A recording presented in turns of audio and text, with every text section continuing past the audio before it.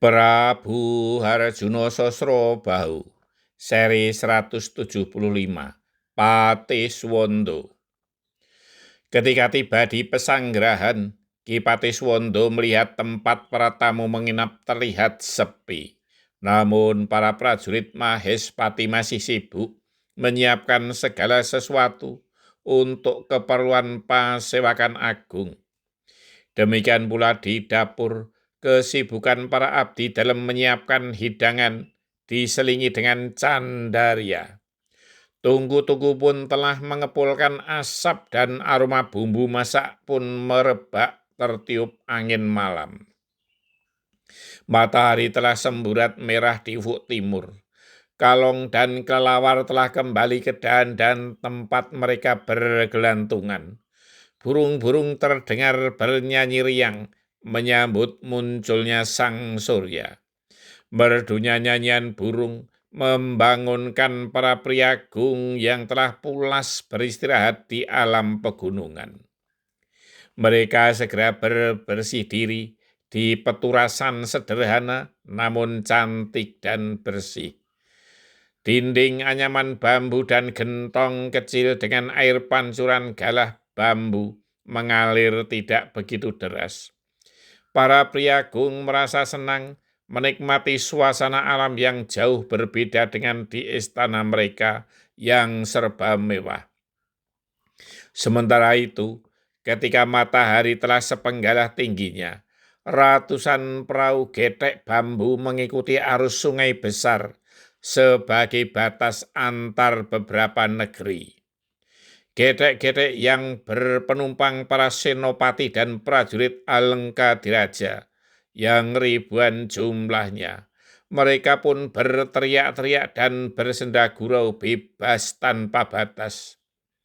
Yang di paling depan adalah Dityo Kolomarico yang sebelumnya telah menjelajahi air sungai itu. Gusti Prabu, di daerah depan kiri ada lembah yang datar dan sejuk. Kita akan mesanggrah di situ, berkata Dityo Kolomarico. Baik, terserah kamu, jawab Prabu Rahwanorojo. Jika kita naik ke bukit itu, di belakang lembah itu nanti ada jalan yang bisa langsung ke negeri Mahespati. Imbuh Dityo Kolomarico. Kau pernah menjelajah sampai kota Raja Mahespati? Bertanya Prabu Rahwanaraja. Sudah Gusti, Mahespati memang negeri yang makmur sejahtera, namun tidak sekaya raja negeri Alengkadiraja. Jawab Dityo Kolomarico yang tak ingin merendahkan negerinya sendiri, khawatir sang raja akan murka. Bagaimana kabar tentang Sosrobahu dan Patiswondo yang katanya sakti mandraguna? Memang benar Gusti. Apa? Potong Prabu Rahwanaraja yang tak ingin ada orang yang memuji lawan.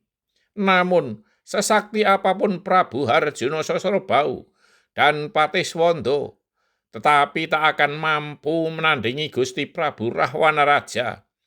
Lanjut Dityo Kolomarico yang cerdik itu. Wahahaha, tak akan ada orang yang mampu menandingiku. Wahahaha, saut Prabu Rahwanaraja.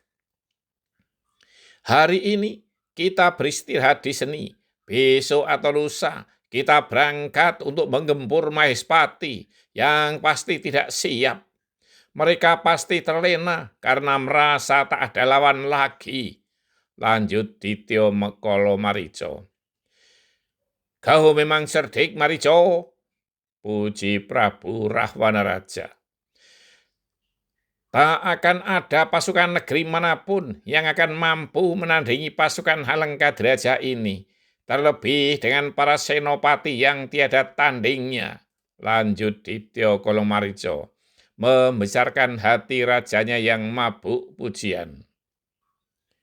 Kalau tak salah ingat, bukit itu adalah Bukit Gandawa, imbuh Dityo Kolomarico.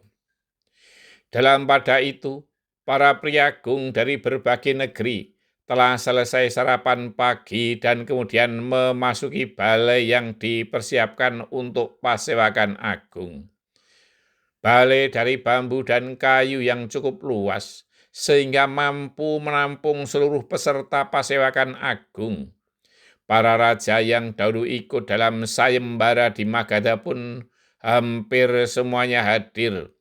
Mereka para raja itu adalah Prabu Darmo Wiseso, Prabu Kalinggopati, Prabu Pragolosekti, Prabu Soda, Prabu Dirgomuko, Patih Handoko Sumekar, dan tak ketinggalan Raja Negeri Magadha, Prabu Citrodarmo hadir pula.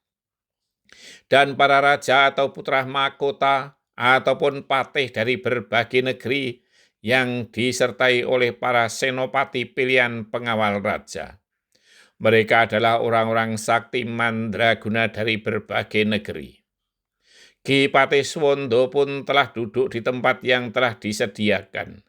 Sejenak kemudian seluruh hadirin berdiri untuk menyambut masuknya Prabu Harjuno Sosrobau ke dalam balai tersebut.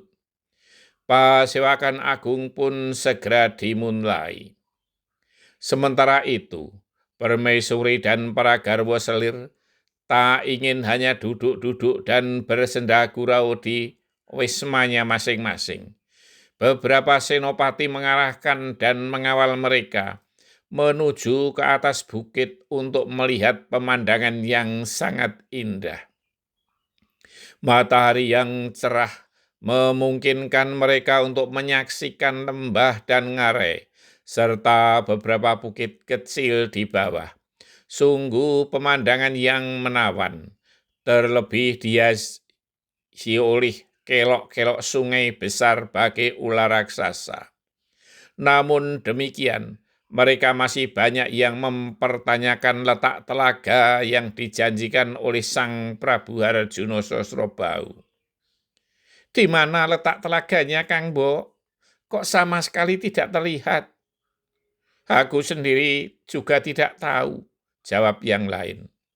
Namun Sang Permaisuri tidak mempertanyakan, karena Sang Prabu Harjuno Sosrobau telah menjanjikan bahwa besok telaga itu pasti ada.